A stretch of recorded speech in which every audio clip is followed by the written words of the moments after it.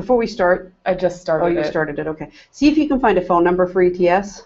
Sure, I'll take a look at that while you work on this. And Screen reader demo Google before they Mozilla close at Firefox 5 private is what browser. I'm thinking. Web accessibility architecture. Banner. pause it? University of. No. We can't pause it? Okay. I was thinking if we could just call them really quickly and ask them if they have a USB microphone that can pick up a room, is what the question is. Sure. So I'll look at that. Why don't you go ahead and start that demo? Okay. It's 5:02, so. Oh, we're too late then. Web accessibility Okay. I didn't realize it was that late. Ooh. Okay. Hello. We're going to give you a brief demonstration of how a screen reader works on a website. First, let's talk about what a screen reader is. Screen reader is a generic term used to describe a piece of software that helps a person who is blind or visually impaired access the internet. When a person who is blind or visually impaired wants to access a piece of software or the internet,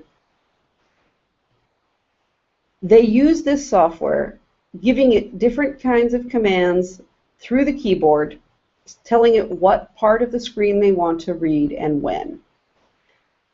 Typically, a screen reader reads content left to right and down.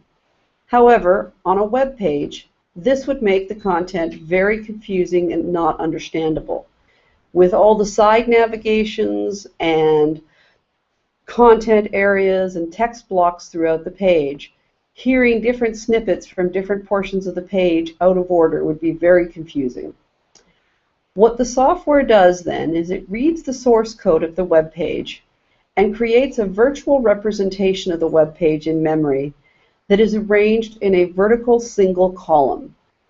This means that when you create your source code, you must be sure to create your source code in an orderly, easy to navigate structure, so that everything that is what the person should see first is at the top of the column, and your supplementary material is in order near the bottom of the page. Let's do a quick demonstration, and we'll talk about other disabilities as we come across different features that we have on our site. Web accessibility architecture. And here we go. Web accessibility architecture, platforms, and integration. Same page link jump to navigation. Banner visited link graphic University of California. Berkeley architecture, platforms, and integration visited link web accessibility search terms edit submit search button banner at main region heading level 2. What does web accessibility mean for you? The University of California's visited link information technology accessibility policy effective August 27, 2013 states that all campus websites and web applications should be accessible to people with disabilities, including those who use assistive technologies. What does this mean for Berkeley? List of 4 items. Bullet for website and content owners. All site content should be accessible. Bullet for web developers. Websites and products should. Okay, so that's enough for now. So let's go back up to the top now, and I'm going to walk you through slowly what you heard. Web accessibility architecture, platforms, and integration. Tab, jump to navigation, same page link. Jump to navigation, same page link. You'll note that the very first link on our page is a jump to navigation.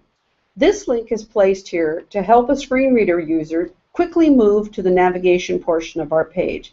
But primarily, this link is used by people who have other disabilities that may not allow them to use a mouse.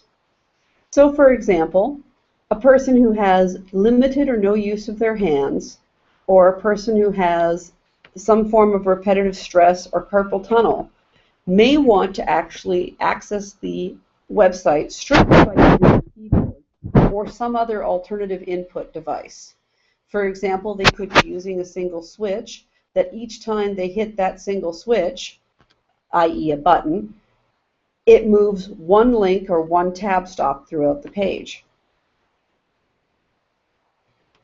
If they had to go through this entire page, link by link, with that particular device or a keyboard-only user, it would be rather difficult to get to what they wanted to quickly without the use of this link. So let me demonstrate what it would be like without this link. Tab, banner, University of California, Berkeley visited tab, web accessibility visited link. Tab, search terms edit. Tab, submit search button. So you'll notice there I've already hit 3 or 4 times, hit tab, and I'm not, for example, say I wanted to get to the resources link on this page, I'm nowhere near that resources link yet.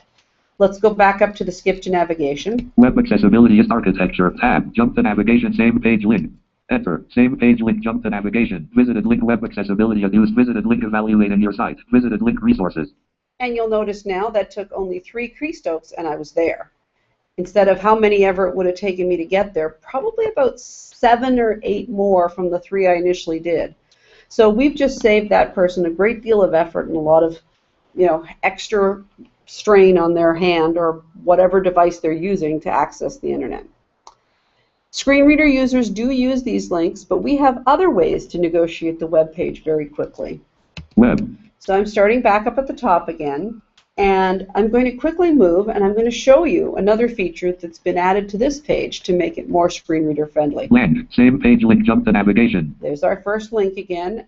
Land. Banner. You'll notice it said banner there. What the banner is of course, it's literally the banner area of the page.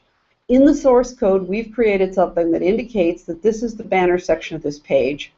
And it tells me as a screen reader user, okay, this is the banner. It will tell me where I'm at, whose page I'm at. But it's also a region. It's something I identify as a screen reader user that I can actually quickly jump over to the next region of the page. I could have actually jumped to this banner immediately. Web. There again, I'm at the top. Banner. There we go, I'm at the banner. So I don't want to read the banner, I want to see what the next region is. Main region. Main region. So the main content of this page will be in this main region. Heading level 2. What does web accessibility mean for you? Voila, I'm right there. I'm at the main content of this page. The main region literally identifies the main region of the page. It's very quick and very easy. There's actually a single keystroke that I could have used instead of going region by region that would have brought me directly to the main region of the page. So now I'm going to talk about some of the issues that screen reader users may have on standard websites. Primarily, people who are screen reader users, a majority of them access the internet by looking at the list of links only. There is a keyboard command in my screen reader to bring up the list of links. Links list dialog. Links list view. Web accessibility 3 of 35. And so you'll see there's a whole pile of the links, and I can arrow up and down this list. Information technology web accessibility. University of California, Berkeley. So I can go through every single one of these links easily, up and down arrow. What you should note, though, is that these links all have very clearly identifiable labels. These labels are nicely written to indicate what you're going to be looking at when you click this link. If I wanted to go to web accessibility, I know that that page is going to be all about web accessibility. Information technology accessibility policy. If I clicked on this link, I would be going to a page about the information technology accessibility policy. So it's very, very clear where you're going to end up with the link. What if these links were ones like we see everywhere throughout the internet, where all they say is, click here, and maybe the text to see the information technology policy was not included in the link label, or maybe it was, but the first part of it was click here. Click here is the most common accessibility problem in links on the internet. I bet if you did a Google search for click here, you would find thousands of links, because there are lots of click here links, although people are getting better about this one. It is really important to remember to call your links something very concise and very descriptive of what you're going to end up to, and not use terms like more or click here or page.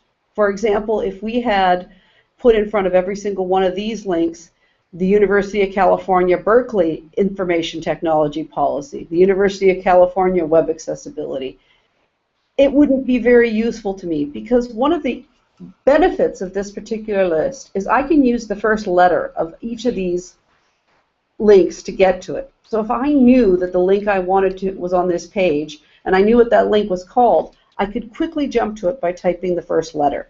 So for example, if I wanted resources, R, responsibilities of the Berkeley campus community, R, resources. Voila! It took me only 2 keystrokes to get to that link. I'm now going to bring you to my favorite page. No, I'm not. We're going to go to my favorite page on this site, A. Ask Pecan. And I hit the letter A to get there, and you see I quickly jump to it. Even if I move back up to the top, Home. Jump to navigation. A. Ask Pecan. instantly I can get back to where I need to be on this links list by hitting the first letter. So it's really important to put the most unique part of your link first and make the link as descriptive as possible. Enter. Ask Pecan Web Accessibility Mozilla Firefox. Ask Pecan Web Accessibility. The reason I like this particular page is because it's the fun page of our website. This is the page that talks about my former guide dog that sat through hundreds of hours of web accessibility clinics at UC Berkeley.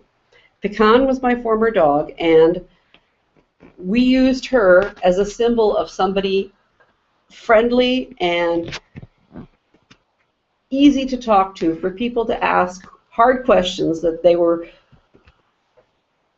might be embarrassed to ask or didn't want people to think, oh, well, I don't know anything. So we said, well, why don't you ask Pecan, and Pecan will answer the question for you, and nobody has to know. So it's kind of like our anonymous forum to Ask Pecan. Instead of Dear Abby, we have Ask Pecan. So again, let me demonstrate our links list feature here. Links list dialog. Links list view. Jump to navigation. And one of our links that we have here is, what is a screen reader? So I'm going to hit W. W. Web accessibility. W. Web access Berkeley. Edit. W. What is a screen reader anyway? Right there, so easily. I was able to get to that link. It only took 3 keystrokes. It's probably about 30 or 40 links down, but that's the link I wanted. So I'm going to click on that. Enter. What is a screen reader anyway? Web accessibility Mozilla Firefox. What is a screen reader anyway? What is it? And I can navigate by any type of web element that I want. I can navigate by links. I just demonstrated that. But let me show you one last method a person can use. I can navigate by headings. You are here heading level 2. What is a screen reader anyway? Heading level 1. And I just used the letter H, and I immediately jumped to the 2 headings on this page, or the first 2 headings on this page, and found what is a screen reader anyway. Article. I'm glad you asked. This is one of the most common questions that we receive from folks who are new to web accessibility. And you'll notice that it said article. That indicated that this was about to be a block of text, and it was really a good regional marking there. Just like we had up front in the main region and the banner, there's also an article region used on this page. I hope you enjoyed this screen reader demo, and maybe one day you'll have a question for Pecan. Yeah, how did I do? Windows Great. tab. Jump to navigation. Same page link. Alt tab. Leaving menus. Screen. Alt tab. What is it? Alt tab. Scroll tab. Google Hangouts.